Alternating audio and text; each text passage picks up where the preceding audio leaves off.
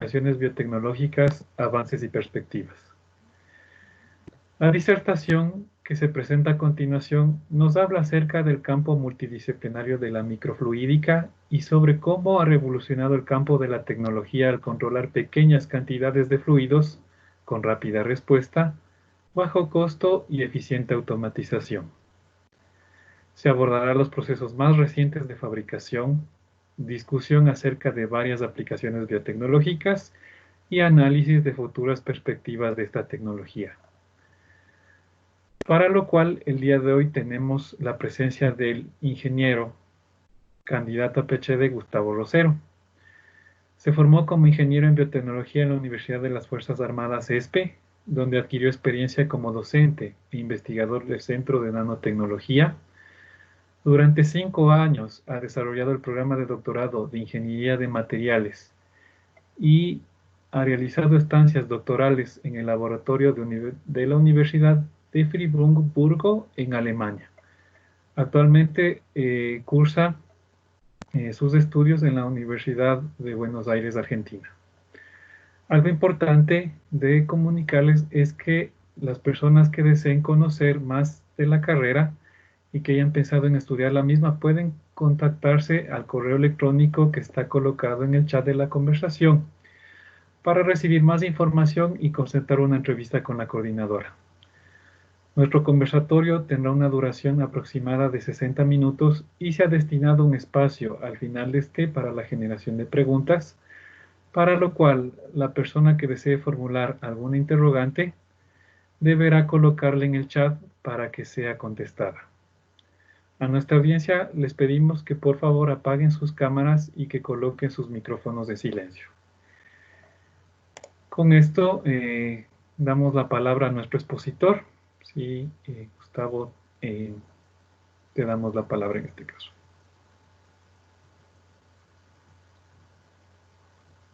Tu micrófono, Gustavo, está apagado, creo todavía. Ahí estamos. Hola Wilson, gracias por la invitación. Es un honor para mí poder presentarles el trabajo de 5 años de mi doctorado. Aclarando nada más que estoy cursando el doctorado en Ingeniería de Materiales de la Universidad Tecnológica Nacional.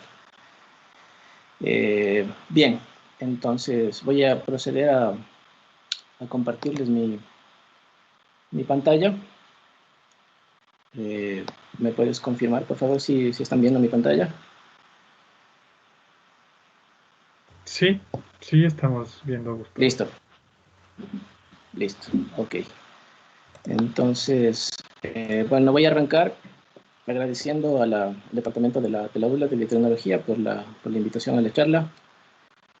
Para mí me es emocionante en esta época de pandemia poder presentarles el trabajo de estos 5 años en los que hemos venido trabajando en esta rama que se creó de un proceso emergente, pero bueno. Quiero agradecerle también al público presente que se ha dado el tiempo, especialmente en Ecuador, que empieza ahora, o sea, más bien termina la jornada laboral y bueno, se conecta a la computadora. Tengo preparada la charla, sí, más o menos 50 minutos está preparada la charla. Y quiero comenzar también agradeciéndoles y felicitándoles a todos los biotecnólogos que nos están viendo. Ayer se celebró el Día del Biotecnólogo. Es un hecho curioso el cómo surge el Día del Biotecnólogo. Para los que no lo sepan, les puedo contar como introducción la anécdota de la biotecnología. Surge en una licitación, digamos, judicial en Estados Unidos en la época de los 80, cuando un ingeniero genético mostraba una bacteria que era capaz de degradar petróleo y que esto ayudaba a mitigar básicamente los derrames de petróleo. Entonces, en ese momento el juez falló a favor del ingeniero, permitiendo que se utilicen genes insertados en otras especies, siempre y cuando sean aislados. Entonces, esto es como que dio el origen a la biotecnología. Bien, entonces ahora sí, para hablar un poco de la charla, Voy a hablarles de la microfluídica y las aplicaciones biotecnológicas que estamos desarrollando aquí en el laboratorio, conjuntamente con otras instituciones. Colaboramos fuertemente también con la Universidad de Buenos Aires, con la Facultad de Ingeniería, el CONICET, que es el que me otorgó la beca para terminar para poder hacer este trabajo, y las instituciones que nos acogieron, la Facultad de Ingeniería y el INTA, que es el Instituto Nacional de Tecnología y Agropecuaria de aquí de Argentina. Bien, entonces voy a arrancar hablando un poco de la historia. Ups. Ahí está, un poco de la historia. Este es el contenido de la charla de hoy. Voy a tratar de hablar un poco de la historia, como pueden ver, y voy a luego pasar a una pequeña introducción a los materiales y tecnologías de fabricación, las aplicaciones que estamos desarrollando aquí en el laboratorio y en las perspectivas futuras que tenemos aquí en el laboratorio, cuáles son las perspectivas globales en lo que se está enfocando la ciencia de la microfluídica, y terminaré con los agradecimientos y pues las preguntas. Bien, entonces pasamos ahí. Quiero comenzar con la historia. Bueno, para muchos biotecnólogos el año que ven aquí es 1993, pero la mayoría sabe que quiero hablar un poco también de la parte de biotecnológica, de la secuenciación del ADN. En la época del 90 empieza la secuenciación del ADN, o bueno, forman el proyecto de la secuenciación del ADN, y 3 años más tarde, después de eso, digamos que se fabrica el primer chip de microfluídica en el año 93. El profesor Harrison trabaja en el instituto, en el MIT, y desarrolla el primer dispositivo microfluídico. El dispositivo consta, un momentito que tengo que mover la pantalla, acá, ahí estamos. El dispositivo consta de 2 canales de microfluídica. Son 2 canales en los cuales él separa 2 moléculas de ADN. En el primer canal lo que hace es introducir la muestra. La introducción de la muestra se hace aplicando un diferencial de potencial aquí, entonces la muestra puede viajar en este canal. En el canal hay un buffer que le permite a la muestra circular en el canal, y aquí en estos 2 wells aplica otra diferencia de potencial, donde se va a separar por la electroforesis típica, utilizando la carga y obviamente el peso. Entonces se van a separar los 2 fragmentos, y el profesor termina, digamos que sabiendo la composición. En ese tiempo, en el año 93, todavía no se tenía tanta la tecnología como para poder determinar la cantidad de aminoácidos, pero bueno, él logra separar y identificar básicamente con el electroferograma la separación de los 2. Entonces yo me imagino al profesor en esa época con un láser tratando de discrepar, o tratando de analizar esto, y montar todo el setup. Ya van a ver de lo que les digo, montar un setup de microfluídica consta de muchas cosas, pero en ese tiempo la tecnología, digamos, no estaba tan avanzada. Con este experimento exitoso aparece también pues la primera compañía de microfluídica en básicamente patentar el chip, o pasar de la idea del laboratorio a pasar al chip de microfluídica, que se lo puede comprar para hacer electroforesis de ADN. Entonces, permítanme mostrarles aquí. Este es un video hablando de esta misma idea.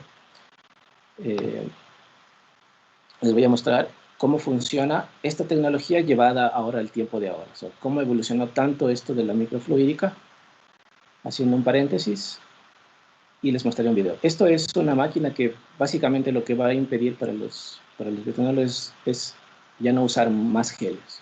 usar un chip de microfluídica para hacer la electroforesis. Porque normalmente nosotros decíamos, o bueno, hacemos los chips, hacemos la electroforesis en geles de agarrosa y bueno, de policrilamina para las secuenciaciones. Pero aquí la propuesta es usar un chip de microfluídica. Aquí está la maquinita, ustedes imagínense, traen sus microplates, sus placas después de la PCR, colocan en la máquina, tienen su chip de microfluídica. Lo bueno de este es que el chip es reusable, se puede reusar, y hacemos aquí una pequeña radiografía de lo que pasa adentro. Entonces, tiene aquí su placa o su plate de 96 wells, y el chip se coloca inmediatamente abajo de cada muestra. Mediante una bomba se aspiran las muestras, ingresan al chip. Vamos a ver, para los que están aquí, estamos aquí abajo, estamos ingresando con el chip, estamos ingresando la muestra al chip. Se va a juntar el chip a un marcador de color, un color. Se junta y mediante bombas de microfluídica es igual, impulsado hacia adentro del chip. Y bueno, ahora entra esta conjunción que veíamos en la diapositiva anterior del profesor Harris. Este tipo de intercruciamientos no ha cambiado, o sea, esta T que se forma aquí para poder separar los extractos, ¿no? Entonces va y camina la muestra, y después en la región se va separando por electroforesis. Obviamente los fragmentos pesados van quedando atrás y los fragmentos livianos van quedando acá. Y se juntan finalmente, se hace un lavado, se quita con un láser cualquier resto de interferencia que puede dar, y pues tenemos nuestro mismo electroferograma, pero ahora sí podemos tener secuencias un poco más, digamos, detalladas con respecto al número de muestras, del número de Wells. Eso es básicamente cómo avanzó en ese tipo. Y más adelante les muestro una perspectiva un poco más interesante de esto de la electroforesis. Bien, entonces, con esta idea pues aparece ya la revolución de los chips y la locura, porque si podemos hacer electroforesis, ¿por qué no podemos también hacer la PCR dentro del chip? En un pequeño laboratorio que le llaman Lab on a Chip, y es donde realmente explota la ciencia esta del laboratorio en un chip o del Lab on a Chip. Y la idea es tratar de incluir todas las partes o incluir todo lo que se puede hacer en un laboratorio en un pequeño chip, simplificando las cosas, ahorrando tiempo y ahorrando especialmente reactivos. Hay reacciones que son caras, que son difíciles de adquirir, entonces con esto podemos reducir el volumen y aumentar obviamente la reproducibilidad de las cosas, ¿no? Obviamente hay interferencias, hay mucho de que investigar, no es algo que lo podemos hacer, pero si se fijan, esto es en el 2005, o sea, ya hubo el primer laboratorio, el Lab on a Chip. En el 2003 terminan la secuenciación del ADN, publican los resultados, y el boom se abre básicamente de la ingeniería genética, de la secuenciación, y también da la revolución a los chips en esa misma época. Entonces, con eso, el número de publicaciones, el profesor publica en el 93, en el 95 hay una revolución, una explosión de papers científicos, el número de publicaciones, y en el 2018 se alcanza como la mayor producción de publicaciones relacionadas a microfluídica, en la que se engloban muchas de las áreas, ¿verdad? No solo es en la parte de secuenciación, sino entra también la parte de diagnósticos, en la neurociencia, en la oncología. Hay varias de las ciencias se integran. Y en el 2020, bueno, estamos ahora en una época media latente, pero la idea de esto es, la idea de toda esta revolución es que tuvieron 3 revoluciones para que podamos tener ahora estos ejemplos que les voy a mostrar a continuación. La primera fue la revolución de los microdispositivos, de los dispositivos electrónicos, integrados a los lab on a chip. Y la otra es básicamente la nanotecnología y la miniaturización de la tecnología. Eso permitió crear lo que ahora pues conocemos. Esta es una de las también aplicaciones que hoy en día se utilizan, que son los biosensores. En una aplicación bastante típica, o bueno, digo atípica, pero ahora tal vez ya es muy típica. No sé si sabían que estos dispositivos de aquí se colocan ahora los jugadores de fútbol debajo de las camisetas, donde el profesor o el director técnico puede monitorear básicamente todos sus signos, temperatura, sudoración, cuántos electrolitos ha perdido, todo lo referente a su parte fisiológica. Y obviamente también la parte que tiene que ver con la técnica del fútbol, cuántos pases hace, dónde estuvo más, porque inclusive del mundial anterior entre Chile y Alemania, de un jugador. Entonces, los biosensores ahora son muy utilizados. Y el otro es un biosensor también desarrollado por el MIT, por el instituto en Estados Unidos, el MIT, que es una pegatina, o sea, un tatú que está hecho de oro, es biodegradable en el tiempo, tiene un periodo de vida, obviamente, y se utiliza para exactamente casi lo mismo que los jugadores, pero ellos prometen más.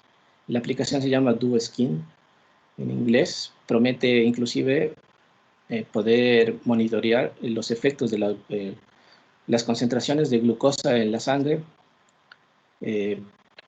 mejorando obviamente la calidad de vida. Entonces, esto sería como que un pantallazo, y como ven, la tecnología avanza rápidamente, entonces hay mucho dinero, o hay mucho dinero circundante en cuanto a esta tecnología.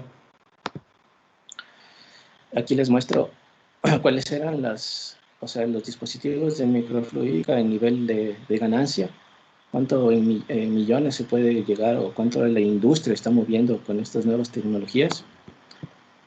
Se espera que en el 2020 haya 6.000 millones de dólares en chips. En realidad, tal vez esto ahora sea un poquito mejor. Una de las aplicaciones de la microfluídica son los famosos test rápidos para el coronavirus. Es una microfluídica de papel. Y busqué el dato, pero todavía no encontré el dato exacto para decirles cuántos chips de microfluídica de papel, de test rápido, se han producido. Pero créanme, en este año va a haber un montón de esos. Más adelante les hablaré un poco también de eso. Pero es una motivación para poder también entrar a este campo de estudio. Si es que usamos un campo adecuado, podemos ver que podemos tener un ingreso económico y podemos tener en los laboratorios pues algo de ayuda económica. En la mayoría de los chips de microfluídica, esta facilidad y por el costo que tienen. Ahora ustedes ya saben cuánto cuesta un dispositivo de microfluídica de papel. En las pruebas rápidas de coronavirus son especialmente en diagnóstico. Es el principal, digamos, aplicación comercial, pero hay muchas más. Hay muchas más en el diagnóstico clínico y veterinario, pero hay muchas más aplicaciones que las podemos ir abordando en la charla más adelante. Bien. Eso básicamente queda la historia lista. Ahí está. Bien, entonces vamos ahora a hablar un poco de la introducción a la microfluídica. Como vieron, son pequeños dispositivos. La idea es confinar un líquido, confinar un líquido, pequeñas cantidades, y tratar de controlar esas cantidades, controlarlas a nuestro favor para poder hacerla o desarrollar la tecnología pertinente. Es una combinación entre varias ciencias y una tecnología que hasta ahora estamos empleando para poder miniaturizar las cosas y manejar volúmenes pequeños. Estos volúmenes son extremadamente pequeños, estos en un litro, y hablamos de microlitros, básicamente, la milésima parte de un litro. Entonces, en estos canales tenemos de 10 a 100 micrones, más o menos, de tamaño. Entonces, hablemos un poco de la macroescala y de la microescala. las cosas que podemos tener. Entonces, en la macroescala nosotros tenemos fuerzas que dominan. Tenemos las fuerzas, como por ejemplo la masa de un objeto, y luego tenemos la inercia que tiene el objeto. En nuestra macroescala estas fuerzas son dominantes. Un ejemplo muy típico es el ejemplo cuando oímos en las noticias que un automóvil se chocó a tal velocidad. Entonces tiene una inercia y tiene una masa que tiene un peso. Entonces ahí jamás hablan en las noticias de la tensión superficial del carro ni de la capilaridad, porque son fuerzas que para nosotros son prácticamente imperceptibles en la macroescala. Pero en la microescala la cosa cambia. La masa y la inercia, estamos hablando de volúmenes y masas muy pequeñas, entonces la masa y la inercia está ahí, pero es prácticamente imperceptible, donde las fuerzas que predominan son la capilaridad, la tensión superficial y la viscosidad, que no es una fuerza, pero es una propiedad inherente de los fluidos. La viscosidad que tiene un poco de agua, un poco de leche, un poco de café, son diferentes. Entonces, eso hace la diferencia. Pero lo interesante es que las dos convergen en un número adimensional, que es el número de Reynolds, que es el que permite, digamos que de cierta manera, clasificar a la microescala de la macroescala con un nombre muy conocido que es el movimiento turbulento, y el movimiento turbulento, que es muy famoso en los reactores, donde en realidad este número queremos que sea muy grande. Cuando este volumen es muy grande, este número es enorme, entonces hablamos de un Reynolds muy grande, donde tenemos un movimiento turbulento, que es lo que se busca en un reactor, que haya movimiento, que no haya partes muertas. En cambio, en microfluídica, este volumen casi es despreciable, porque estamos hablando de esto dividido para 1000.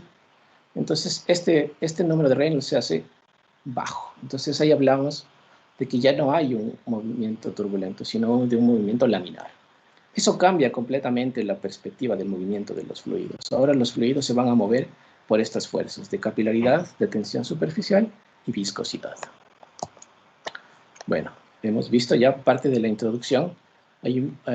Ahora vamos a hablar un poco de cómo fabricar estas tecnologías. Vamos a dejarle en visto. Vamos a hablar un poco de los materiales que se fabrican. Hay varias formas de fabricar dispositivos de microfluídica. Al principio les hablé de la electroforesis que se puede hacer en dispositivos de microfluídica.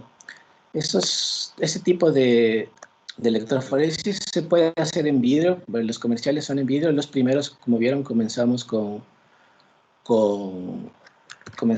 PDMS. Nosotros usamos PDMS. Este es el principal material en el que nosotros elaboramos chips, pero hay un sinnúmero de formas de fabricar. Al principio también utilizamos polimetilmetacrilato.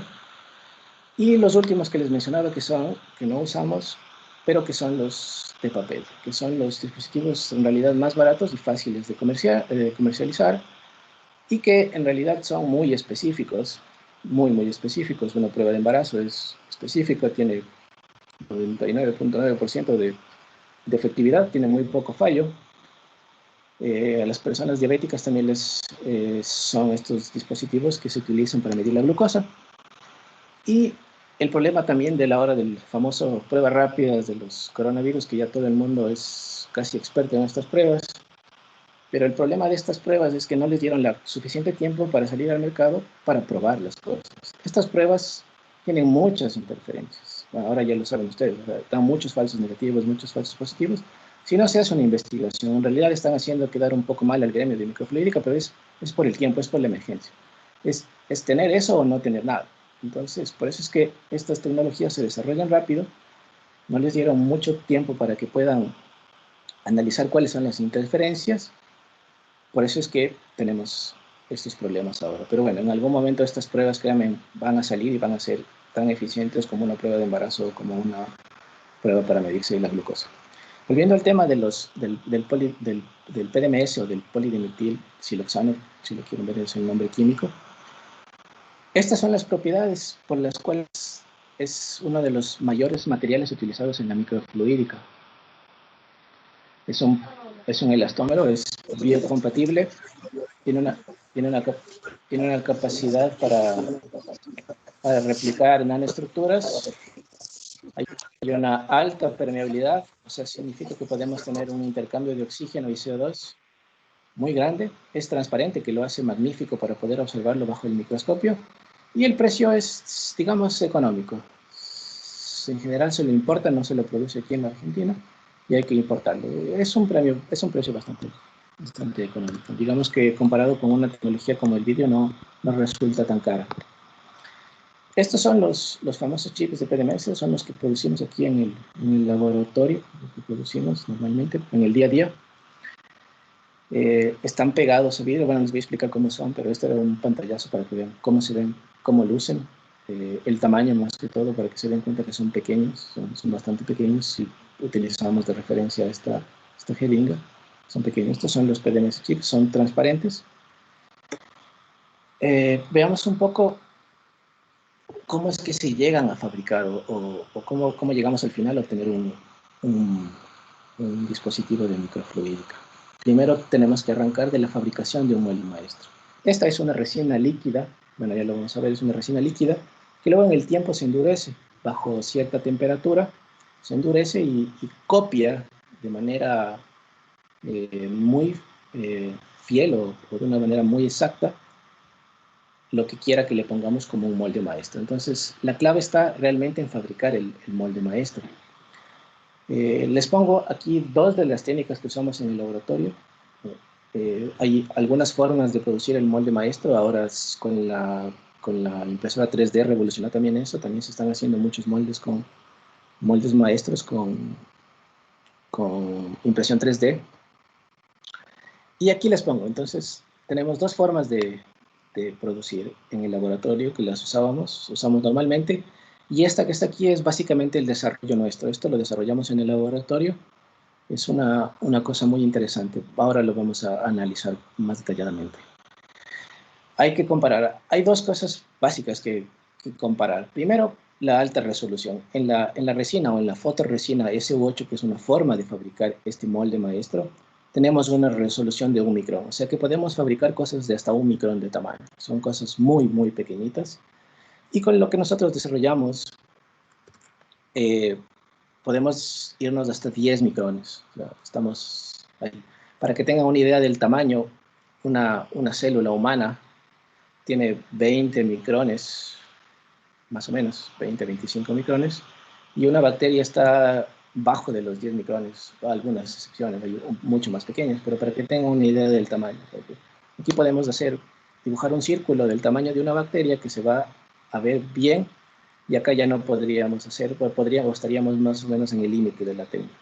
En general, trabajar en el límite de la técnica nunca es bueno, siempre es mejor irse un poquito más allá, así que nosotros no fabricamos cosas tan pequeñitas, siempre estamos un poquito más arriba de la técnica, un poquito más arriba del límite. Y la otra es el tamaño. En una resina, vamos a ver la forma de fabricación, estamos limitados a la producción de chips. Se pueden fabricar, no sé, máximo 3 chips de los tamaños que nosotros usamos, y de los otros tamaños se pueden fabricar tal vez un poco más, el doble o 3 veces más. Podríamos tener 9 chips. Pero en cambio, en lo que nosotros desarrollamos, podemos fabricar, no sé, 50, 60 chips, y el costo es increíblemente mucho más barato. ¿Por qué? Porque para fabricar cosas tan pequeñas, nosotros necesitamos una clean room.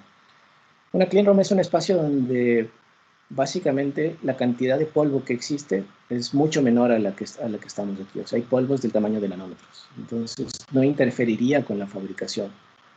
Y aquí no necesitamos una clean room. Entonces, son dos cosas que me gusta destacar de la técnica. Esta es una técnica que les voy a detallar ahora para que lo puedan ver.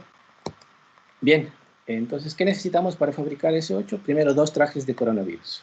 No, igual ya muchos se darán cuenta que con esta máscara mal puesta, y si trabajar en coronavirus, chao. Entonces, esta es un cuarto limpio. Tiene filtros donde absorbe el aire, donde el aire está circulando. Es una sala muy cara de mantener. Aquí en Argentina, en Buenos Aires, hay 2. Hay una en el Instituto Balseiro también. No sé si hay más, pero son las que yo conozco. En Ecuador, yo en realidad, en estos últimos 5 años no he preguntado, pero estoy seguro que no hay una. Es muy cara de mantener una sala limpia. En realidad, la idea de mantener una sala limpia es poder prestar servicios para que ayuden a mantener una sala de este tipo. Dentro de esta sala limpia, pues se fabrican los dispositivos de microfluídica y también se pueden hacer pruebas, especialmente fabricaciones nanotecnológicas. Aquí se pueden fabricar microcircuitos, se pueden caracterizar microcircuitos, debido a que no existe la interferencia del polvo, de partículas pequeñas que interfieran en los resultados de la fabricación. Es muy importante tener un buen molde maestro para fabricar. Entonces, ¿cómo se fabrica la SU8? Empezamos primero con utilizar una oblea de silicio. Las obleas de silicio, imagínense, son discos compactos de CD, pero el material es silicio cristalino. Es un silicio, digamos que es uno de los materiales más lisos en los que se puede fabricar. El costo no es tan elevado de las obleas, hay en diferentes tamaños, pero imaginemos que esta es nuestra oblea de silicio. Entonces, sobre ella lo que vamos a depositar es la SU8, es una resina líquida que la colocamos sobre la oblea. Entonces, al girar con este spin, el spin coating que le llaman, gira rápidamente y la resina se esparce uniformemente. Esto es un protocolo que está estandarizado, tiene cantidad de revoluciones por minuto y funciona muy bien. O sea, siguiendo el protocolo, se forma un espesor. Entonces, yo voy a tener un espesor para formar un espesor del ancho de mis canales de microfluídica. Entonces, esta resina es fotosensible. Entonces, antes de llevarla al fotosensible, nosotros tenemos que diseñar una máscara. Si a esta máscara nosotros la pudiéramos poner de lado, quedaría aquí. Entonces, hay alineadores, que son los que están aquí abajo, que son como microscopios, que permiten alinear la máscara con la oblea. Entonces, quedan perfectamente alineados y luego se expone a una UV. Esta UV lo que va a hacer, como es un fotopolímero, se va a degradar todo lo que no esté protegido. ¿Cómo vamos a proteger? Con la máscara. Estas rayas negras simbolizan a nuestro dispositivo, el cual va a proteger a este fotopolímero en contra de los rayos UV. ¿Por qué? Porque los rayos UV van a ser absorbidos por el color negro. Entonces no van a permitir que entre. Entonces luego se hacen lavados químicos y al final quedan representadas nuestras figuras. Después de otro proceso que le llaman el hard break, que es dejarlo mucho tiempo, básicamente cocinar o hacer que termine la polimerización, y terminamos con estructuras así. Entonces, aquí abajo está la oblea, aquí está, imaginen, este es un huequito donde nosotros ponemos el PDMS, este es el master molde, y aquí está nuestro diseño pasado, y está aquí en una SU8. Bien. Ahí paso. Esta sería la otra técnica que les voy a, del Flexel, es otro fotopolímero que les comentaba que desarrollamos en el laboratorio. También es un fotopolímero, o sea que es sensible a la luz. La forma de caracterizarlo o la forma de producirlo es a través también de luz UV. Entonces, lo primero que hacemos es el diseño, representado con estos cuadrados, ponerlo en una capa térmica. O sea, se transfiere el diseño a esta capa térmica, a este TIL, y se la coloca en contacto con el fotopolímero. El fotopolímero está en la parte de aquí, en la parte superior de color rojo, y la base pequeña es un teraftalato de un polímero, queda la base para poder, y también le va a servir como protección ante los ataques UV. Entonces, todo esto se coloca en una máquina. Al pasar de este punto acá, invertimos y vamos a exponer esta parte con los rayos UVA. Son rayos UVA no tan fuertes, y exponemos a la parte, si quieren ver, en la parte trasera del dispositivo, para empezar el proceso de polimerización. Entonces, el proceso de polimerización, en este caso, empieza con estos UVA. Luego, regresamos a la posición original, y ahora sí, la máscara va a proteger la parte donde va a ocurrir la polimerización. Entonces, la parte que no está protegida por la máscara, en realidad no polimeriza, porque la luz va a entrar por aquí y va a polimerizar todos estos lugares. Entonces la máscara en este caso nos sirve como para retirar la parte que no polimeriza de este fotopolímero, que con lavados químicos sale y quedan impresos nuestros dispositivos. Termina la polimerización con la UVC, los rayos UVC que ahora también están famosos por el coronavirus. Y tenemos nuestro molde maestro. Como les decía, podemos crear una plancha grande de dispositivos de microfluídica y se ven así los moldes maestros. Estos todavía no son chips, son los moldes maestros. Entonces, para terminar, ¿cómo fabricar los dispositivos de microfluídica? Usamos el molde maestro, ya sea de SO8 o de Flexel, y colocamos otro polímero. Este polímero es el PDMS, el polímero que entra líquido. Entra líquido después de un tiempo determinado, temperatura básicamente, copia las estructuras y las estructuras quedan copiadas ya en el dispositivo. Hay una fase de desmolde de este dispositivo y tenemos una copia perfecta del dispositivo tenemos una copia perfecta del molde maestro. Finalmente, este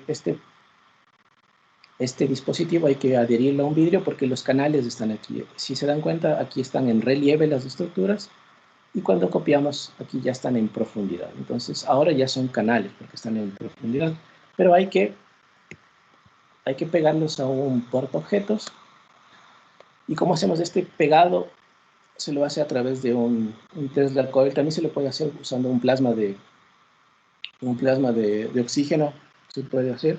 La idea es cambiar las propiedades o momentáneamente los dos, tanto el PDMS como el portaobjetos tiene silicio. En los últimos electrones de valencia hay algunos hidrógenos y oxígenos disponibles. Entonces, con esto lo que hacemos es tratar de romper algunos enlaces iónicos de los últimos electrones de valencia y unirlos o ponerles en contacto a los dos, o sea, someterles tanto al PDMS, al Tesla Coil, como pueden ver aquí, a los dos, y unirlos rápidamente. Una vez que se unen, esos enlaces iónicos que rompimos se transforman en enlaces covalentes, y esta unión es, digamos, irreversible. Una vez que tenemos el chip, no hay forma de que se separen, sino que prácticamente el chip sale en pedazos. Entonces el chip queda así, de esta manera. Aquí casi no se aprecia el portaobjetos, pero está aquí abajo, está el portaobjetos y ahí está el chip de microfluídica.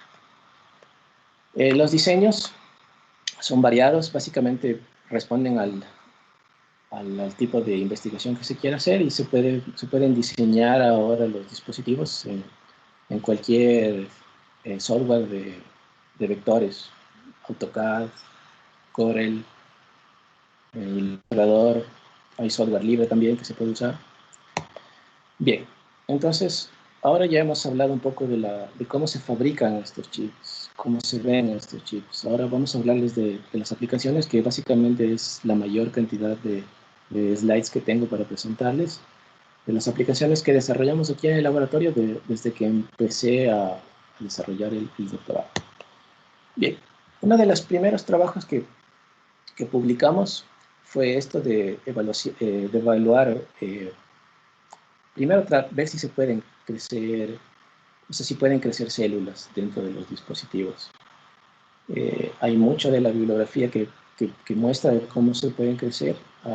En el laboratorio hay que desarrollar un protocolo porque es complicado hacer crecer células. Hay que seguir un protocolo de desinfección, y luego un proceso para que se peguen estas células a los dispositivos. Entonces, ese protocolo lo desarrollamos en este artículo y buscamos también la manera de que las células, o ver cuál es la superficie que más les gusta a las células para que puedan adherirse.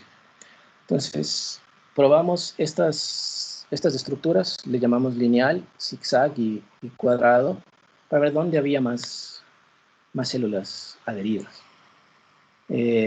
Como les comentaba, algunas veces intentamos también con metilmetacrilato, con algunas resinas epóxicas, tratar de tener el molde maestro. La idea era poder hacer este chip en PDMS. Entonces, ¿cuáles fueron los primeros resultados de este protocolo? Nos mostró que la clave es la polilisina. La polilisina D. Esto es una proteína que permite que las células se anclen tanto al polimetilmetacrilato como al PDMS. O sea, ¿qué pasa si no tiene en realidad las células nunca se quedaron, jamás se llegaron a pegar? Pero al tener la polilisina, las células se pegan. Entonces, viendo en la bibliografía, en realidad funcionan como brazos que les permiten a las células adherirse a los dispositivos. Entonces, con eso logramos hacer que las células se adhieran a los chips y nos dio carta también para saber en dónde realmente se quedan las células. O sea, las células, recuerden que hay que cambiarles de medio también, no es que pueden quedarse ahí con un medio para toda la vida, entonces hay que cambiarles el medio de vez en cuando. Y por cosas de la vida, en la parte lineal se van las células, por obvias razones, el medio sale mucho más rápido que por estos diseños, donde la mejor forma en realidad es tener estructuras cuadradas. Aquí son cuadradas, pero en realidad la idea es tener algo así. Entonces, con eso nos abrió la puerta para pensar en mejorar un diseño, pensar en algo más interesante, y en realidad cambiamos completamente el diseño. El diseño está aquí atrás, comenzamos a hacer estructuras un poco ya no tan rígidas, sino ver algo curvo para que sea también como suave para las células, para que no sea tan brusco para las células, porque también introducir células aquí también les causa cierto tipo de estrés. Bueno, ya vamos a ver un poquito más detalladamente de eso. Entonces cambiamos un poco las células, perdón, un poco los diseños, y la idea es ahora producir algo más interesante dentro de los chips. Aparte de tener células, hagámosles producir algo a las células. Cuantifiquemos qué tan buenos son los chips para crecer células. Entonces, siempre al cambiar de tecnología teníamos el problema de las burbujas. Eso es normal en cualquier dispositivo de microfluídica, que haya burbujas. Por su confinamiento tan pequeño, siempre aparecerán burbujas. Hicimos muchas cosas, intentamos un montón de cosas, pero siempre al cambiar de diseño hay burbujas. O sea, no podemos no evitarlos, pero eso se va mejorando con la práctica. O sea, hay maneras. Entonces, por eso es que les pongo aquí burbujas, las odiamos porque siempre las vamos a tener en nuestros dispositivos, siempre que cambiemos de diseño especialmente. Entonces, una vez que superamos esto, nos pusimos a diseñar el experimento, y la idea era usar las células para que produzcan un anti-interferón. ¿Por qué? Porque los pacientes que tienen el lupus sistémico eritematoso, es una enfermedad autoinmune, que producen este interferón. Entonces, la idea es tratar de bloquear este interferón produciendo estos anticuerpos monoclonales utilizando los chips. Entonces, lo que hicimos fue utilizar dos tipos de células, las células de cáncer, las células del ovario del hámster chino y las células del embrión, del riñón de embrión de humanos, para producir estos anticuerpos y compararlo con las botellas normales de cultivo de celular en la producción. Imagínense, en el volumen de nuestro chip son 32.22 microlitros. Ese es el volumen del chip. O sea, es algo muy, muy pequeñito. Imagínense, en esto es, no sé, puede ser un poco más que 2 gotas de agua, o un poquito más que 2 gotas de agua. Entonces, ¿qué fue lo que nos pasó? Después de haber superado esto de las burbujas, logramos mantener al cultivo 69 días dentro del cultivo. Estos 69 días no tuvimos burbujas y nos mostraron cosas que fuimos aprendiendo de las células. La primera cosa que aprendimos de las células es esto, miren. Las células aparecen de forma circular en el dispositivo de microfluídica. uno pensaría que están muertas, pero no, en realidad las células están en una fase de adaptación. Las células necesitan un tiempo para adaptarse al chip, cosa que no sucede en las botellas de cultivo normal. Las personas que trabajan con células se darán cuenta que las células se adhieren muy rápidamente y este proceso de adaptación casi no la tienen las células. Aquí en los chips vimos eso, que las células necesitan y comienzan a formar unas, el nombre científico son protrusiones, pero son estos alargamientos que le permiten a la célula como que acomodarse al nuevo medio. Esto hablando de células adherentes, ¿no? Después de usar la polilisina, obviamente. Entonces luego las células se elongan y están, digamos que, confortables. Y están en un ambiente muy confortable y comienzan a producir. Entonces de estas células nos dimos cuenta que tienen un periodo inicial en el tiempo donde se adaptan, luego donde están como en una fase estacionaria, y luego, bueno, esto va decayendo en el tiempo, y la clave era buscar en qué fase en realidad es donde más producen el anticuerpo, porque en realidad todo el material genético al principio va a estar englobado en la adaptación, y luego que ya están relajadas y adecuadas al nuevo ambiente, entonces hay que dejarles producir los anticuerpos. Entonces en el día 69 vemos que otra vez comenzaron a verse circulares, entonces paramos el experimento. Y pues medimos la productividad realmente, o comparamos la productividad con las botellas, estos son los microdispositivos, y esto es picogramos de anticuerpo por célula. Entonces, si hacemos una relación, tenemos obviamente una mejor producción por célula de anticuerpo, tanto en la línea que les decía del hámster chino, las células CHO, y en las células del riñón del embrión humano. Entonces, eso nos abre la puerta de por qué.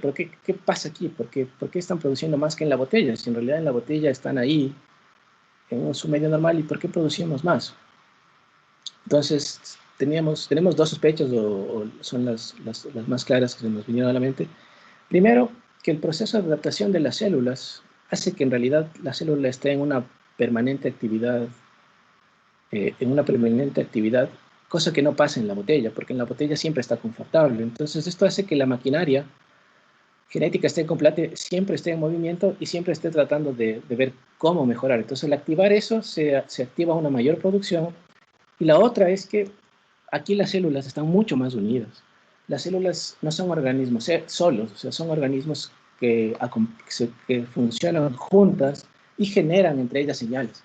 Estas señales son las que en realidad les permiten a las células decirle una a la otra, estamos cómodos, ok, produzcamos o saquemos el anticuerpo. Aquí está, ahora, después de esta producción hay que medir si es que realmente se puede comparar las botellas, o sea, la calidad del anticuerpo que estamos produciendo, si realmente este anticuerpo va a funcionar. Entonces se mide la actividad utilizando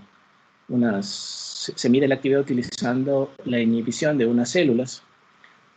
Entonces con esa inhibición nosotros probamos y no encontramos diferencias significativas en la inhibición celular de un linfoma, se mide la actividad. Y la otra es medir la señalización con fluorescencia y ver si es que realmente hay una diferencia entre la botella y los microdispositivos. Entonces, no encontramos diferencias significativas, o sea, significa que el interferón puede ser usado, es viable y no tenemos ningún problema en utilizarlo. Bien, entonces, dentro de los microdispositivos, este es un trabajo que desarrolló Tamara, una estudiante de postdoc que vino a hacer una estancia aquí en el laboratorio, y una de las cosas que les decía es lo difícil que es analizar imágenes. Nosotros tenemos una cantidad de imágenes de analizar, entonces la idea es buscar algo que nos permita analizar imágenes rápidamente y que sean fiables, o sea, que nos den una respuesta de lo que vemos. Entonces hicimos el diseño del chip. Ustedes ya saben cómo producimos el chip. Usamos el master molde, usamos el PDMS y al final tenemos pues nuestro chip.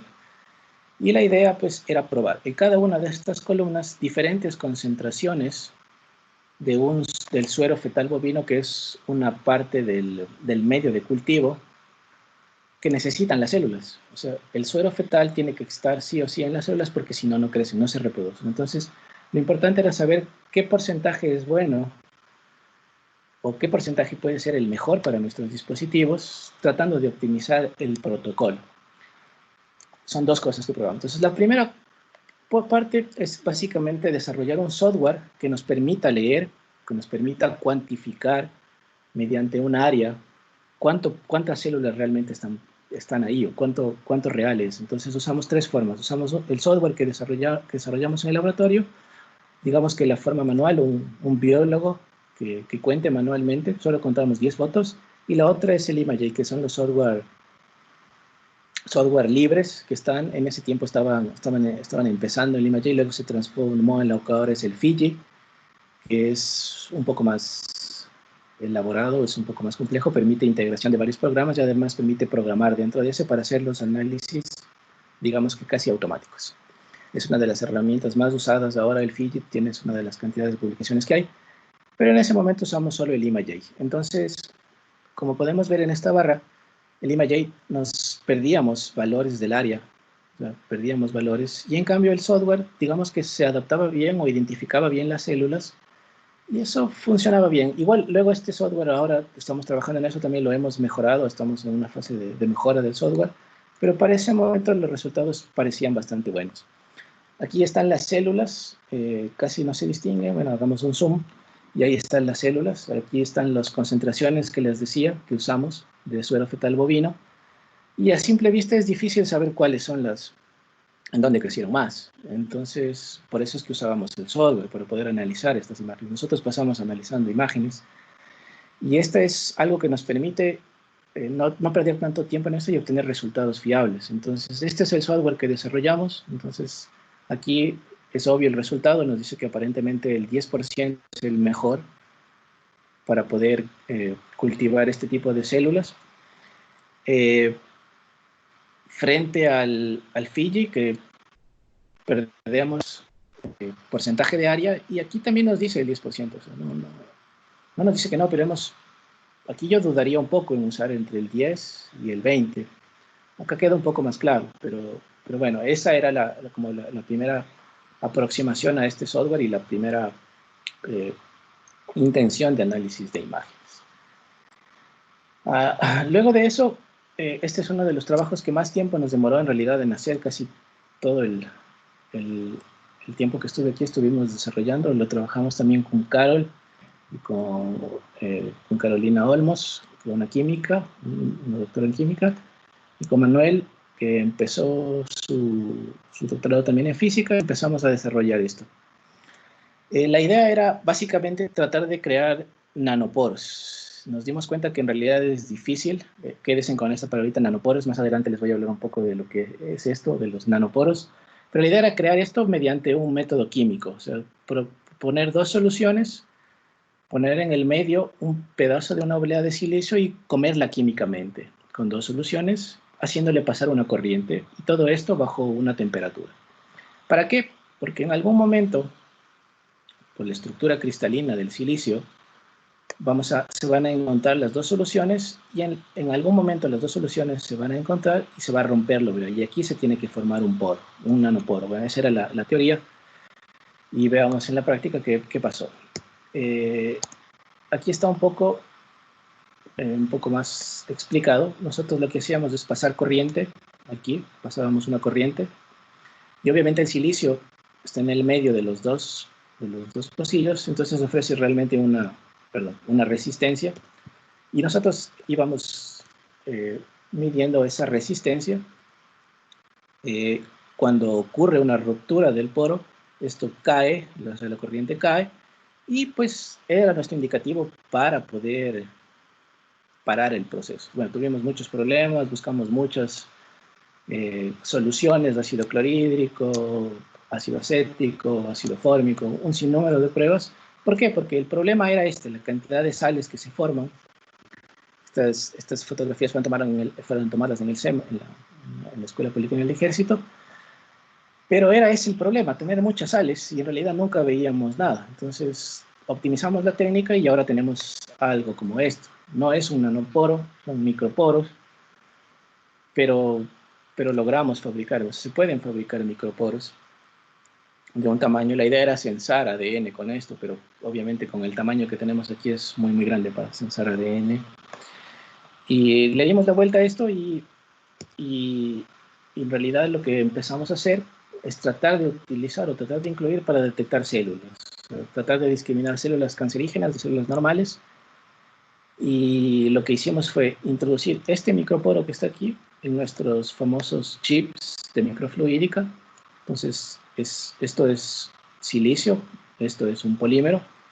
Usamos un canal de microfluídica con 2 salidas y una entrada. Aquí va a estar colocada nuestro chip, nuestra pieza de microporo.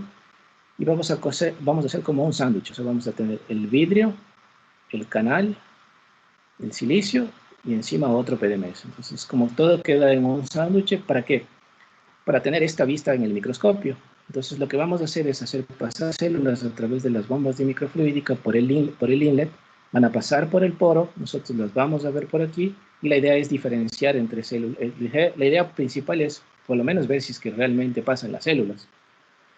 Entonces, eso fue lo que hicimos. Utilizamos una cámara de alta velocidad, tomamos 1000 fotos por segundo para detectar cuántas células pasan.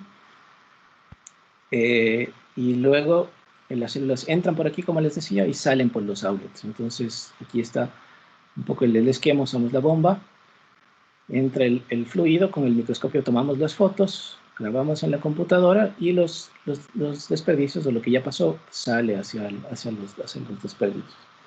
Y bueno, eso es lo que obtuvimos. Si es que ven una célula, me avisan y le paro. En realidad sí se ven células, sí se ven. Son esas sombritas que las ven por ahí pasar. El único problema es que no las pudimos contar. ¿Cuántas pasaron? Entonces, hay formas de contar, por suerte. Utilizamos software que nos permite contar. Entonces, esto es antes de pasar por el software y esto es después de pasar por el software. Entonces, aquí se ven los núcleos de las células y eso es lo que podemos contar, tanto las membranas como los núcleos. Entonces, probamos a diferentes concentraciones, a diferentes velocidades, 2 microlitros, las velocidades de la bomba, de esta bomba. Entonces, aquí programamos con cuánta velocidad entran hacia el chip y vamos contando cuántas células pasan por ahí. Entonces fuimos aumentando y encontramos, obviamente, como en la bibliografía, este tipo de fluidos, presenta cierta linealidad en los resultados. Entonces se puede visualizar, digamos, de cierta manera, que hay una cierta coherencia en los resultados. A medida que aumentamos el flujo, en realidad pasan muchas más células. Llegamos a contar poco más de 1200 células en casi 16 microlitros por minuto, 16 microlitros por minuto. Bien, ahora voy a hablarles un poco de cómo mejoramos la técnica de producir estos moldes maestros. ¿Por qué? Porque esto nos dimos cuenta de que en realidad este fotopolímero también envejece. Con el tiempo ya no podemos sacar tantas copias fieles del original. O sea, muchas veces el PDMS que teníamos tenía muchos errores. Entonces se nos ocurrió a la par, incluimos un proceso más, que es utilizar una epoxi resina. O sea, antes teníamos el molde maestro, ¿recuerdan? Y luego pasábamos directamente al PDMS. Entonces incluimos estos 3 pasos más, que es otro polímero, que es un poco más rígido, un poco más duro, y que envejece también con el tiempo, pero no tanto. Entonces, eso nos permite desarrollar 2 cosas. Tenemos las fotos, son fotos bastante, digamos que precisas. Tenemos un molde copiado. Estas son fotos de SEM, de los moldes de PDMS. Entonces tenemos bastante bien, o sea, se puede copiar bien, especialmente en los canales. Y como les decía, nos dio un paso para probar 2 cosas. Primero, una de las cosas más interesantes, primero crear chips de diferentes niveles. ¿Eso qué nos permite? Crear chips de diferentes niveles, mejorando la técnica. ¿Qué significa? Que yo puedo tener en esta sección, si hago un corte, esta es la entrada del chip, que está aquí en azul, que tiene una profundidad, esto es medido en un perfilómetro, ¿no? Tiene 387 micrones de profundidad, Luego yo tengo el canal, por aquí van a pasar, por aquí va a pasar el medio, y lo interesante es que cuando las células llegan a este punto, las células se van a caer porque van a encontrarse con un abismo de casi 460 micrones. Entonces imagínense, las células llegan aquí y se caen acá. Eso permite que las células se caigan y cuando nosotros cambiamos el medio, en realidad las células no se van.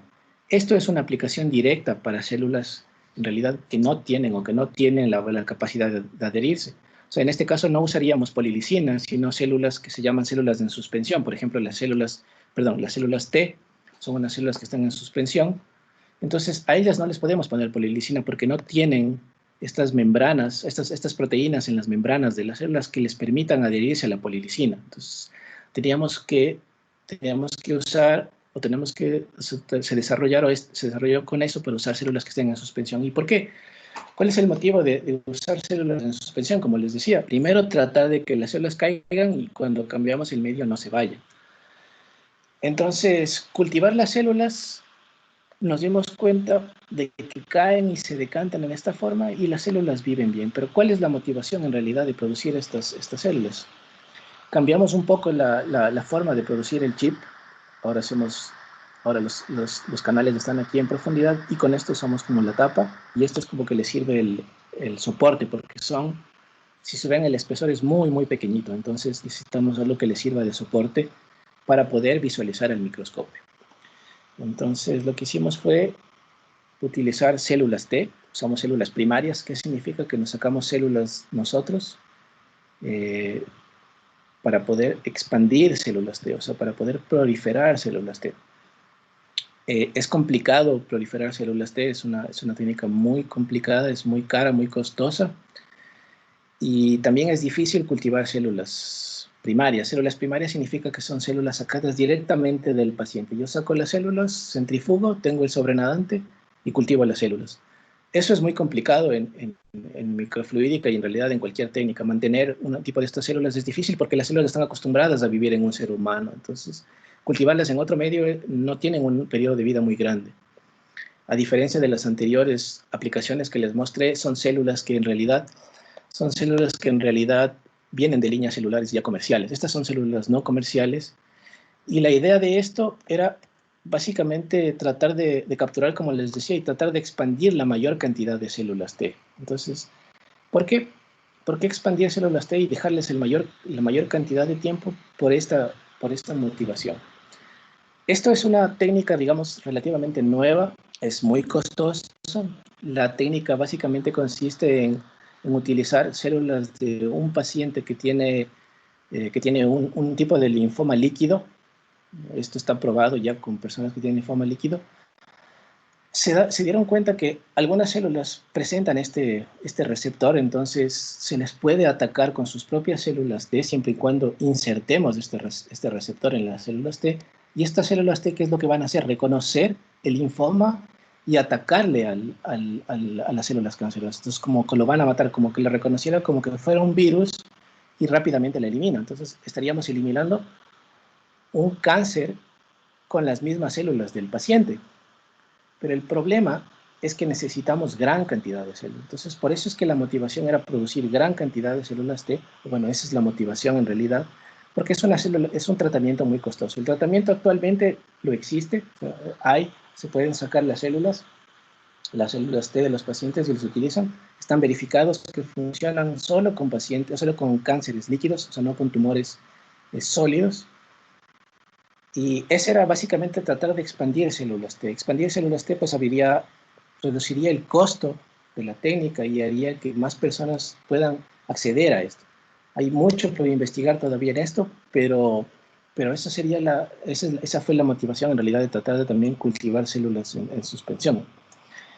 Y la otra de las cosas, como pongo aquí ahora, amamos las burbujas, bueno, no son burbujas, en realidad son microgotas, pero ahora podemos nosotros generar pequeñas gotas que están encapsuladas. Entonces, ¿cómo es la tecnología para producir? Necesitamos un diseño de un chip que tenga una conjunción en esta forma T.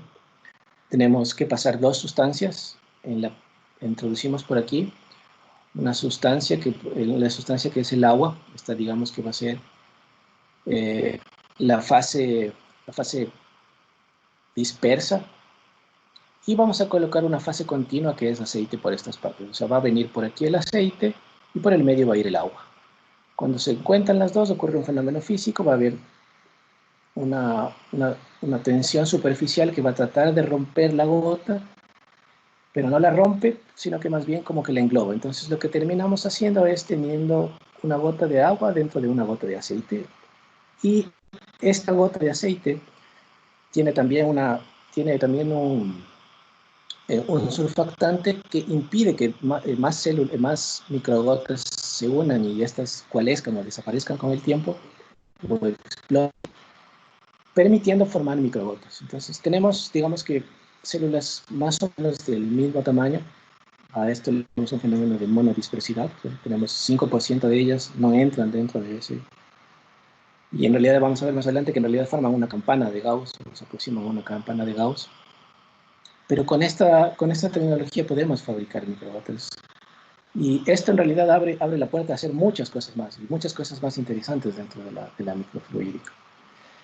Y bueno, formar microgotas está regulado por el flujo, en realidad por la relación de flujos. Si es que yo regreso un momento a la de acá, yo con una bomba controlo el aceite y con otra bomba controlo el agua. Entonces hay un caudal que está siempre siendo constante. De hecho, los dos son constantes, pero tiene que haber una relación entre los dos.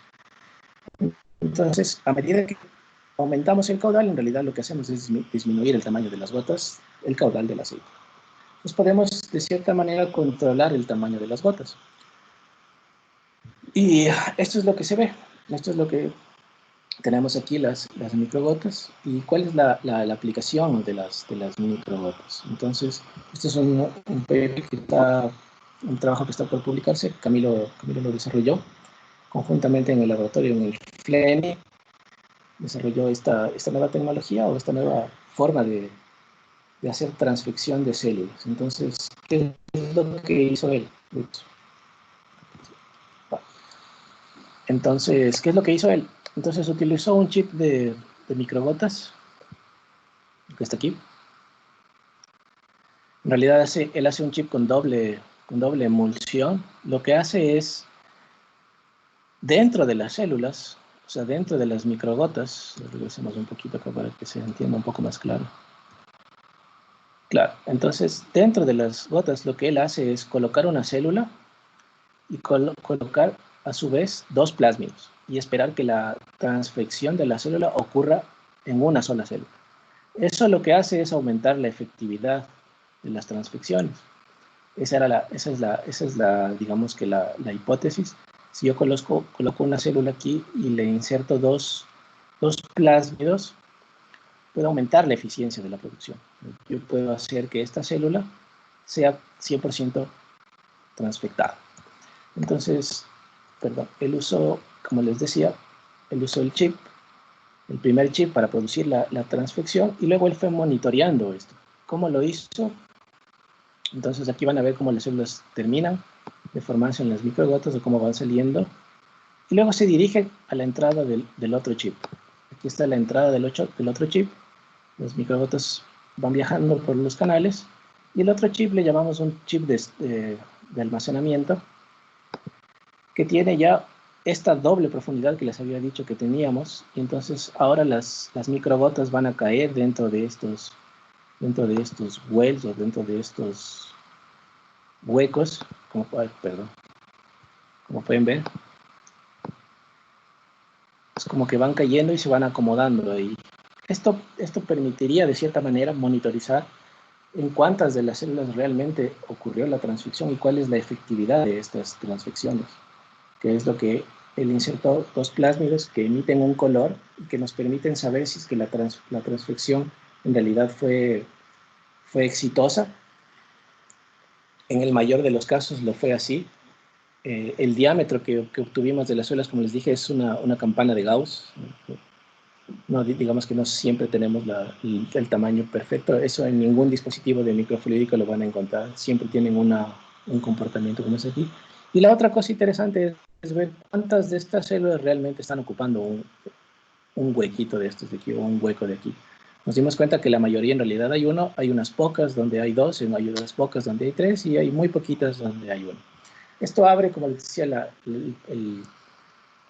nueva manera de hacer transfecciones. Es una manera muy, muy eficaz. Él lo comprobó con un método también normal, digamos en placa, y también tuvo un mejor resultado de la transfección utilizando esta técnica. Bien, ahora he terminado con las aplicaciones. Voy a pasar un poco a las perspectivas. Voy a hablarles un poco de las perspectivas futuras del laboratorio. No sé por qué una diapositiva se me quedó acá, pero ahora que está de moda lo del coronavirus, con la misma idea nosotros aquí aplicamos a un subsidio para producir o sea, los chinos lo que hicieron fue básicamente secuenciarlo al coronavirus.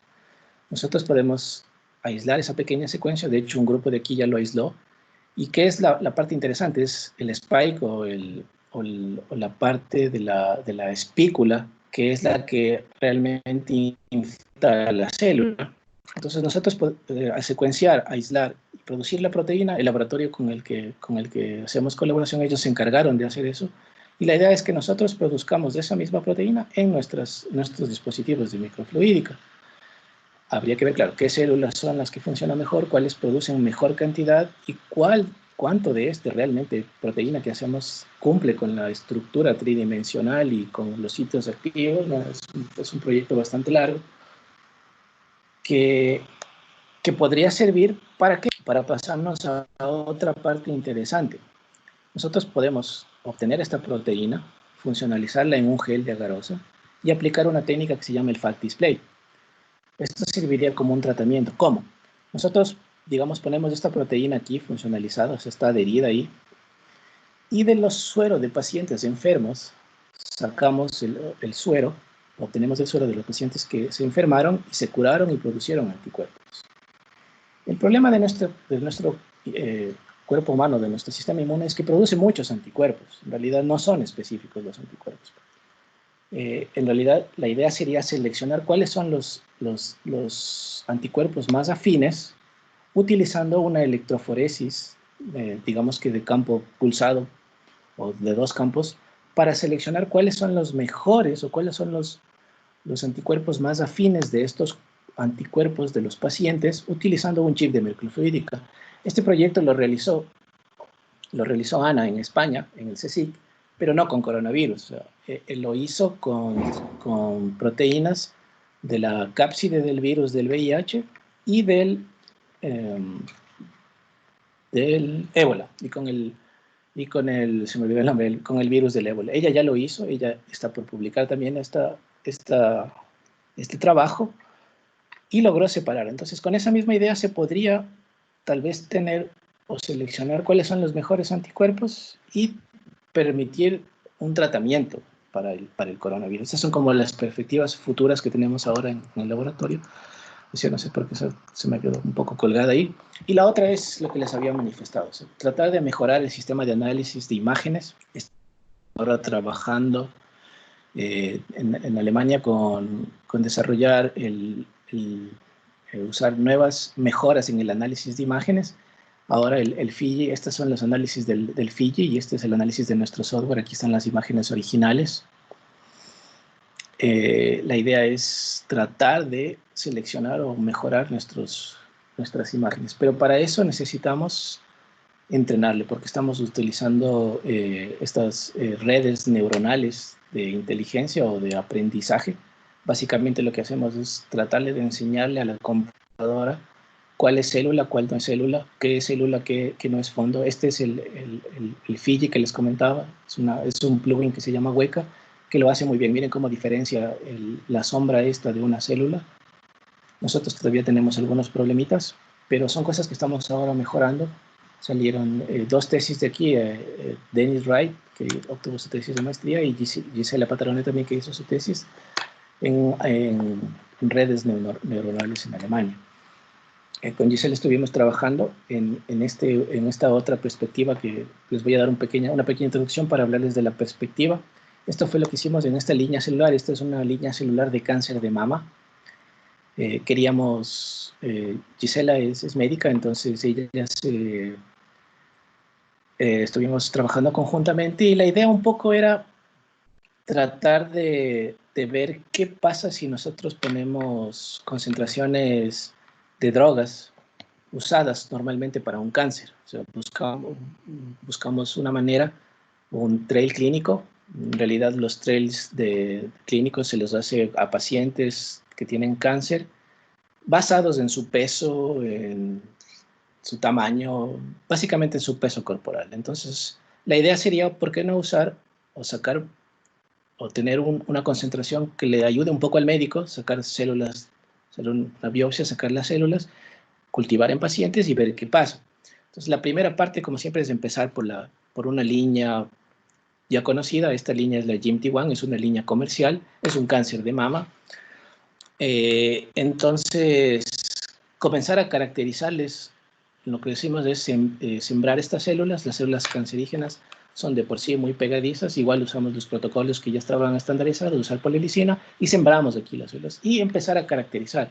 Queríamos saber cuáles son las, digamos que cuáles son las características de las células cancerígenas al entrar al chip, qué les pasa. O sea, entonces usamos caracterizaciones colorimétricas, analizamos, no sé, casi 70.000 fotos.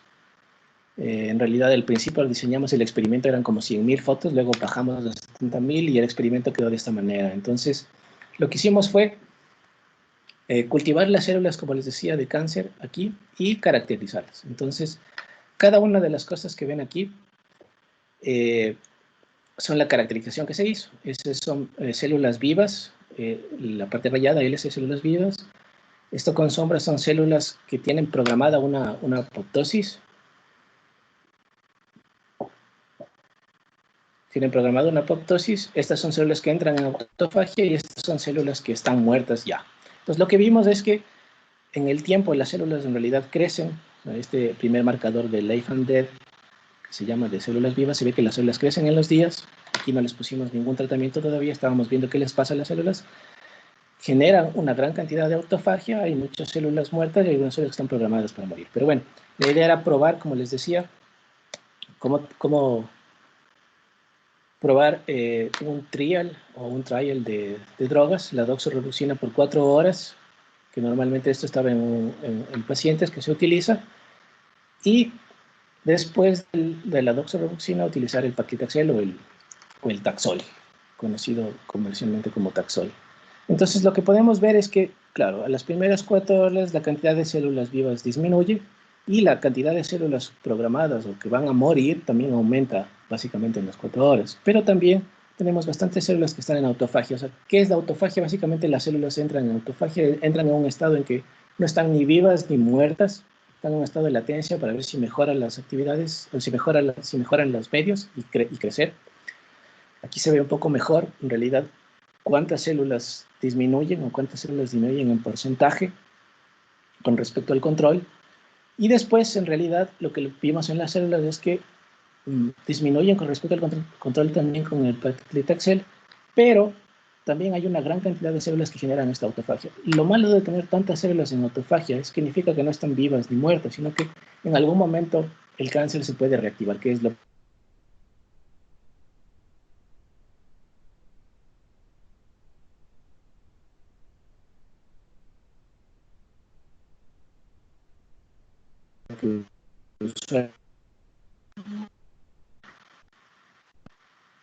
ahí estoy. ¿Hello? Sí, te escuchamos, Gustavo. Ahí estás nuevamente. Sí, ya estoy por terminar. Me faltan unas pocas diapositivas nada para terminar. Entonces, luego lo que hicimos fue probar realmente el paclitaxel en días, bajando la concentración. Al principio usamos una concentración alta, luego lo que hicimos es disminuir la concentración con respecto al control, y fue lo que realmente pasó. Igual siguen habiendo muchas células en autofagia, pero respecto al control, la cantidad cuando usamos el paclitaxel disminuye. O sea que realmente hay muchas células que murieron y muchas células que están programando después del día 5 su apoptosis. O sea que hay muchas células que van a morir, pero también hay muchas células con autofagia. Esto es uno de los resultados realmente que podría prometer algo, o sea, usar concentraciones mínimas de este fármaco y no concentraciones elevadas. Tal vez haciendo que muchas más células mueran. Por eso les decía que nosotros analizamos un montón de imágenes, como decía, 100.000 imágenes. Esta es la última perspectiva que tenemos ahora en el laboratorio, que es utilizar cualquier línea celular, cultivar en un microfluídico, en un dispositivo de microfluídica, enseñarle a la gente, le llamamos agente, la idea es que una computadora aprenda a identificar células muertas, células vivas, con todas las imágenes que ya tuvimos previamente. Mientras más imágenes en realidad es mejor. Entonces la gente o la computadora, a la agente se le llama, aprenda cómo es que son las células y ella controle la cantidad suministrada de fármacos, ya sea en el caso de las células cancerígenas, que controle la cantidad de drogas, de Taxol, de doxorubicina o de cualquier otro tipo de drogas para matar las células. Y en el caso de las células T, pues aumentar los factores de crecimiento para que proliferen de una mejor cantidad. Eso es ahora lo que estamos trabajando con esa línea, con esta idea de hacer que la máquina aprenda, del imaging learning, que la computadora aprenda o que aprenda a través de imágenes. Esa es la nueva perspectiva futura del laboratorio. Y para eso estamos haciendo las pruebas básicas. Empezó Luis, que es un físico de Venezuela, y Israel, que entró al laboratorio el año pasado, a hacer pruebas de ver colores, tratar de identificar colores, tratar de que la máquina mezcle colores. En microfluídica es mucho más difícil mezclar, necesitamos diseñar un dispositivo que mezcle y controlar los dos flujos para tener un color. Esa es la idea, hacer que la máquina aprenda. Ellos están trabajando con control, con teoría de control y con teoría de control y con modelos matemáticos, modelos numéricos, para que la máquina controle automáticamente el mezclado, o sea, que mezcle básicamente. Y ahora pues, la idea de este año era comenzar con el pH, tratar de hacer lo mismo, pero controlar el pH. Y esta es una de las últimas futuras aplicaciones que se logró aquí en el laboratorio. Trabajó Anaí en esto. Ella cultivó células pluripotentes, células que tienen la capacidad de diferenciarse. Ella logró hacer la diferenciación dentro de los... ¿Siguen viendo la pantalla o ya no? No, Gustavo, no estamos viendo la pantalla ahorita. Sí, ahí estamos. Bien. Ahí estamos.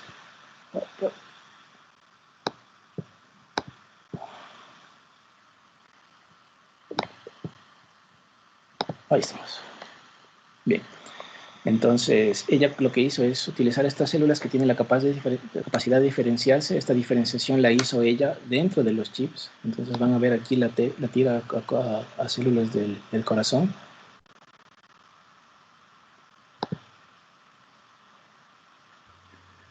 Perdón que te interrumpa, Gustavo, no, parece que no Creo está que no están corriendo viendo. la presentación. Ajá, se quedó como Sí, en la ventana de PowerPoint.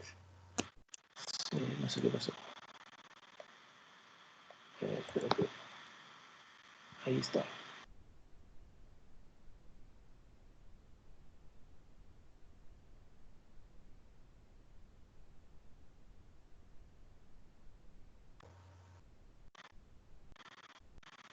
¿Nos escuchas, Gustavo, ahí? Me parece que, a ver, creo que Ahí está. dejaste de compartir pantalla. Sí, ahora comparto y deberían verlo.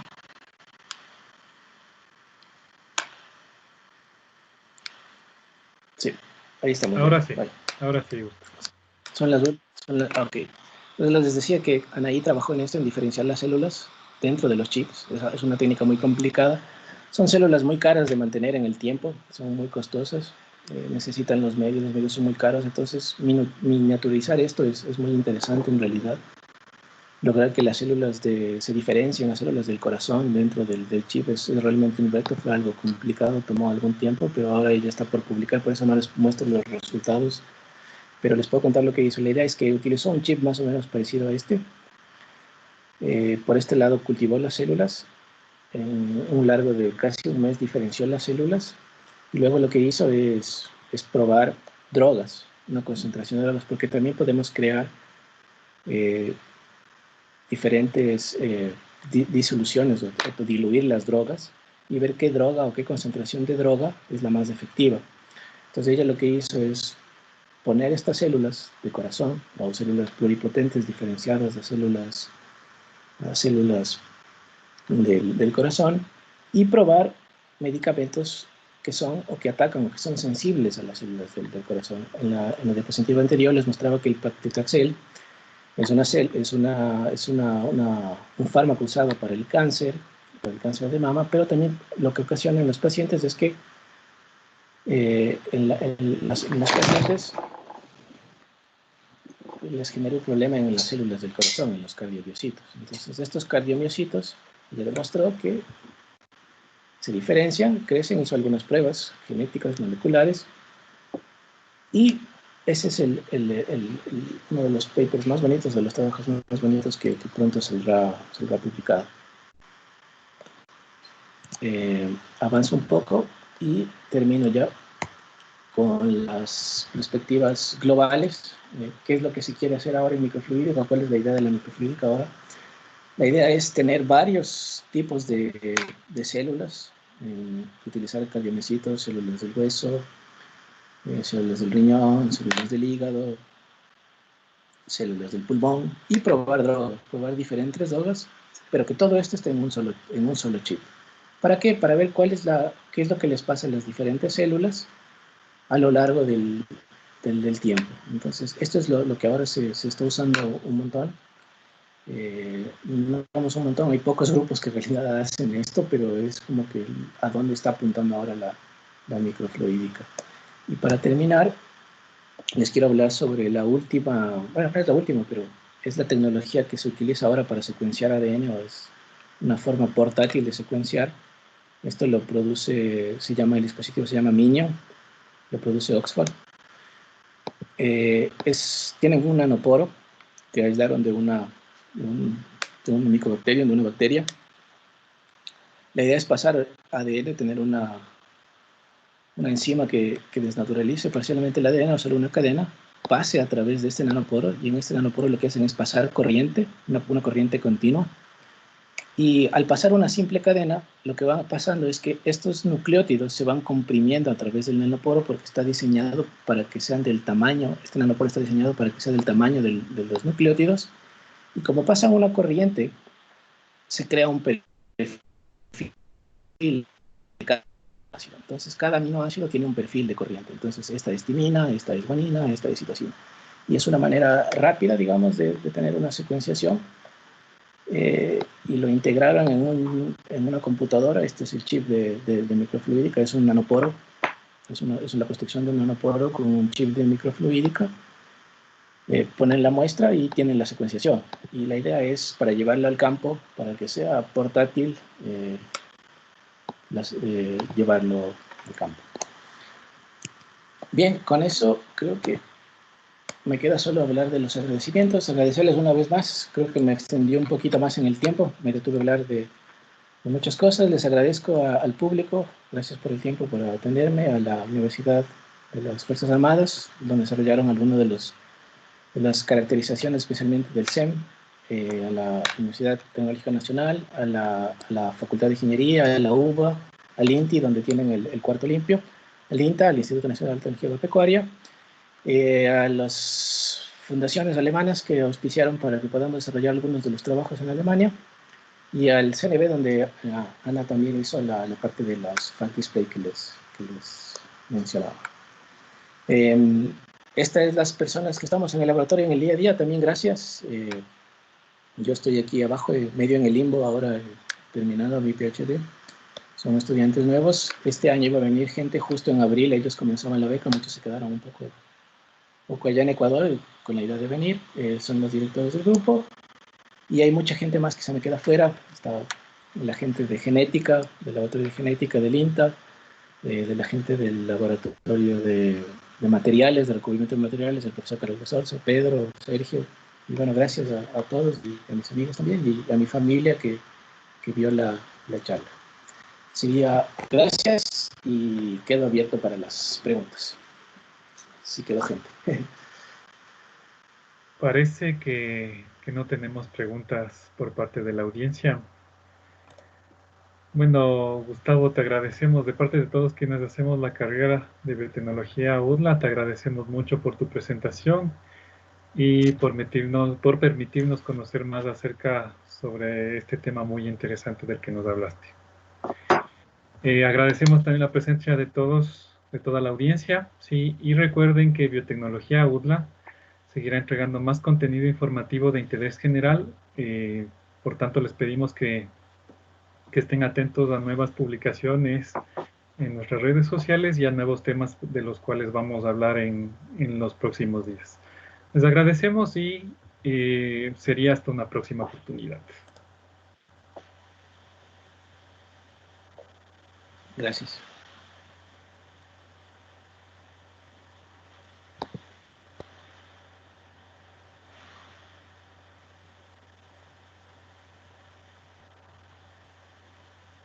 Aquí hay algunas preguntas. No, hemos hecho recordatorios de preguntas, pero ahorita un estudiante escribió, si quieres, contéstale a través del chat. Claro. Entonces, está, Para formular, que dice, ¿cuánto tiempo aproximado que toma realizar las